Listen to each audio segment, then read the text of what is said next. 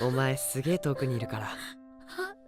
でもどうやって私あの時三葉の口噛酒を飲んだんだ。バカ変態滝くん滝くん。三葉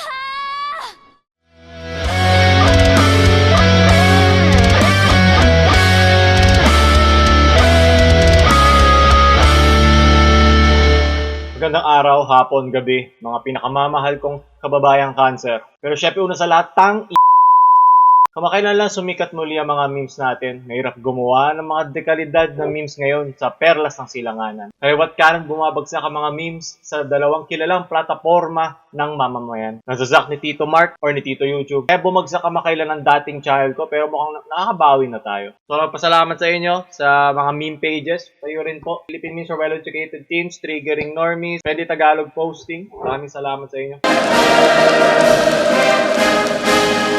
Sa lahat ng mga meme pages na shinare ako noon, kung hindi dahil sa inyo, wala ako ngayon dito, lalo na rin sa pati sa mga cancer. Pero tama na ang importansya ko, Kahit ako'y gumawa ng 5 batas na ipapairal ko sa loob ng buong video na to. Yun ang aking buong termino. Ayan 5 lang para kahit isa lang ang kamay mo, mabibilang mo pa rin Siguro naman kaya nyo tong sundin. Ipipilit ko na sundin nyo to. Dahil sa gusto nyo, binoto nyo ako. Ano magagagawa nyo, di ba? Panindigan nyo to. Unang panukala, bawal magnakaw ng meme ng iba. Napakasimple pero napakahirap. Pakita lang nila na walang watermark. Sabihin nila, original content. Ano nga ba ang original ngayon? Lahat na lang tayo originalan. Ako sa inyo, lagi nyo lalagyan ng watermark. Lagi nyo ipaglalaban na kayo ang may-ari niyan. Pangalawang panukala, huwag maging social justice warrior. Naku, sinasabi ko sa inyo. Ito ay isa sa mga pinakaayaw ko. Ito ang buong pusong ipaglalaban ng aking termino. Yung mga triggered dyan, mga madali matrigger. Isa sa mga pinaka-unang memes ng Pilipinas at pinaka-kumalat, kumbaga sa lahat. Yun ay ang top meme. Matagal na siyang meme Totoo lang. No? Sobrang tagal na niya. Mahilig tayo maghalungkat ng nakaraan. Parang yung mga kasong hindi na itutuloy ng gobyerno. Di ba? Nababayaran na sila para bagalan hanggang makalimutan na ng publiko. Ano nga ba mga social justice warrior? Ito ang mga white knights. Ito ang mga nagbabait-baita na ipinaglalaban nila para sa iba. Mali naman kasi ang pinaninindigan ng mga social justice warrior with regards sa top meme. Social justice warrior a person who uses the fight for civil rights as an excuse to be rude, condescending, and sometimes violent for the purpose of relieving their frustrations or validating their sense of unwarranted moral superiority. Ito nga, ang top ay nagsimula sa isang flip-top, katuwaan lamang. Wala akong kilala na natawa doon dahil sa kapansanan nila. Buong puso silang natutuwa dahil kahit sila ay mga disabled na tao, nakagawa pa rin sila ng paraan para i-enjoy ang sarili nila. Makikita nyo naman sa video na yung mga taon to ay napapaligiran ng kanilang mga kaibigan. Hindi ito sapilita iginawa. Alam nila na ito ay magiging biro para sa mga tao, para sa mga mamamayan. Pero ito mga triggered na social justice warrior ng YouTube at Facebook at kung saan man, lalo na sa Tumblr, ang lunggaan ng mga SJWs. Sila ang kumbaga sila ang gumagawa ng away. Unang-una ate kuya, kayo ang nagsabi na pinagtatawanan namin sila dahil sa kanilang kapansanan. Pero sa totoo, kayo yun kasi kayo ang unang-una nagsabi. Ngayon yung mga kaibigan nila, wow, very good, very good.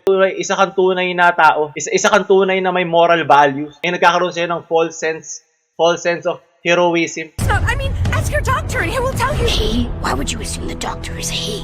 Is it because you assume a woman can't be a doctor? I have studied the martial ways of the social justice warrior. Fight me in an argument if you dare. But the mall, exploiting those powers to win some petty argument will just hurt the cause of the people who really need our help. Wait, no! My powers! Ako sa kanila, bakit mo sila sineshelter? Gusto nga nilang, diba, kung ikaw meron kang malasakit, gusto mo ba na nasa loob lang sila ng isang bubble? Na nakatago lang sila na dapat, parang, iyo, ano ba yan? Dapat hindi nyo na dapat yan, pinapakalat kasi nalalaman lang sila, kumakalat lang sila. Ayaw nyo ba yun na nakakalat sila to the point na na-accept sila? Hindi yung tinatago mo sila sa publiko, ikinahihiya mo sila. Kung ikahihiya mo sila, o di mas lalo lang silang manliliit sa kapwa nila tao. Sa simulat sa pool pa lang, wala na nag-iisip na mas mababa sila sa ibang tao. Ikaw yun, ikaw ang nagsimula ng away na to.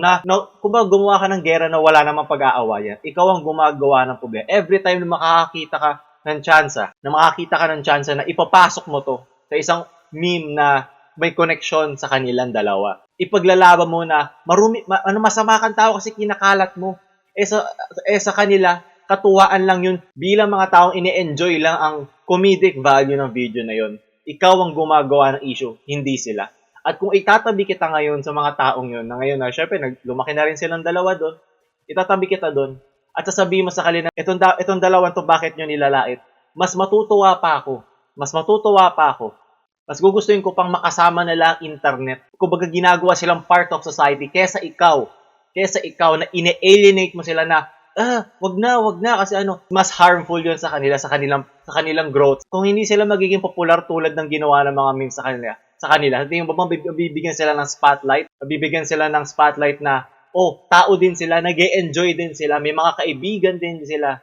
Pero hindi, ikaw ang gumagawa ng issue dito. So yung mga trigger dyan na social justice warrior, wala sa inyo, hindi nanggagaling sa inyo ang validation kung anong klase silang tao. Sila lang yun. Sila lang, hindi ikaw. Hindi nila kailangan na ipaglalaban sila. Once sinabi mo yan, sinabi mo lang na hindi nila kaya ipaglaban ng sarili nila.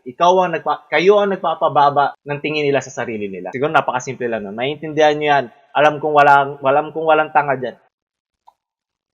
Huwag mo kawakan. Importante ka ba? Huwag mo kawakan. Yak! Maligo ka nga. Nag-aral ka na ba? Pangatlong panukala, mag-isip ng bagong paraan para buhayin ng mga lumang meme. Dito na nagsisimula yung mga normies. Sa totoo lang, lahat naman tayo naging normie. Lahat tayo nagsimula sa mga rage comics, di ba? Mga galing sa 9gag dyan. Mga picture lang, di ba? May text, may picture. Ngayon, ang gugustuhin ko lang is mag-isip kayo ng mga panibagong paraan para gawing katatawanan yung mga lumang meme. Gamit yung mga trends ngayon. Ganoon lang naman kasimple to. Alam ko mahaba ang sinabi ko kanina nung pangalawang panukala. Kaya ngayon, ganoon lang kasimple ang pangatlo. Okay pa ba kayo? Okay pa ba kayo mga pinakamamahal ko? Mga meme pages, masaya pa ba kayo diyan? Dala nyo sila ng mga zesto at mga pandesal. Parang patay lang. Pakibigyan sila, baka nauuhaw na sila. Pang-apat na panukala, mahalin ang sariling atin. Alam ko maraming meme sa buong mundo na araw-araw may bagong meme lumalabas. Iba doon, tumatagal yung iba, saglit lang.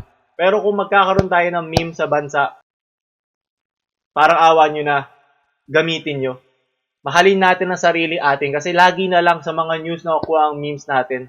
Lagi pag mayroong isang baliw dyan na addict o isang gumagamit na ipinagbabawal na gamot, nasasabi ng kung ano nung katangahan dahil bagong hit siya. Hanggang ganun na lang ba tayo habang buhay? Nasaan na yung mga dekalidad na panggagalingan ng mga meme templates natin? Magsaliksik tayo para sa Pilipinas, para sa perla sa silanganan, tayo ay magsasaliksik. At ang panglima, at ang pinaka-importante sa lahat, paggagawa kayo nito, para sa mga normies dyan, enjoyin nyo ang paggawa nyo.